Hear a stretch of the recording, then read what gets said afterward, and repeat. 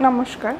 পুজোর সূচনায় মা যখন এলো চারিদিকে জলমগ্ন, কিন্তু মা আমাদের আনন্দ দেওয়ার জন্য এবং আনন্দে রাখার জন্য এই কয়েকটা দিন হাজার বৃষ্টির মধ্যেও আমরা অনেক অনেক আনন্দ করেছি।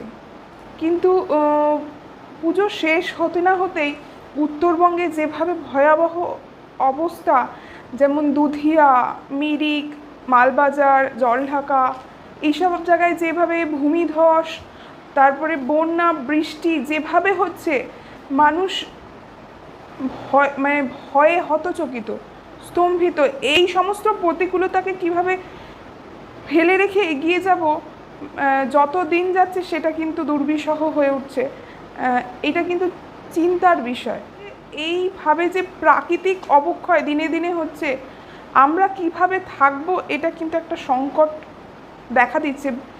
এটা একটা ভাববার বিষয় যে উত্তরবঙ্গে হট করে এইভাবে একটা বিপর্যয় নেমে আসা, যেখানে এইভাবে বৃষ্টি, এইভাবে ভূমিধস, কত কত বন্য প্রাণীর অবক্ষয় হচ্ছে। যেমন জলদাপাড়ায়ও বিভিন্ন বিভিন্ন বিভিন্ন প্রাণী, হাতি জলের ওপর দিয়ে, গন্ডার গন্ডার পর্যন্ত জলে ভেসে যাচ্ছে। উত্তরবঙ্গে প্রাকৃতিক বিপর্যয়ের ফলে সেখানে প্রাকৃতিক কাঠামোটাও কিন্তু কোথাও না কোথাও অবক্ষয় হচ্ছে।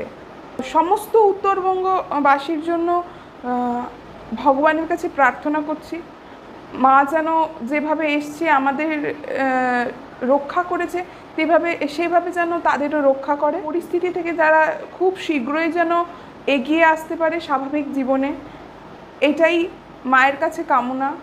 এবং সবাই যেভাবে হোক হেল্প করুন। কিছু হেল্পলাইন নাম্বার দেওয়া হলো, যদি কোনো সাহায্যের প্রয়োজন হয় এই হেল্পলাইন নাম্বারগুলো ইউজ করতে পারেন। আর সবাই সুস্থ থাকুন, সাবধানে থাকুন এবং সচেতন থাকুন।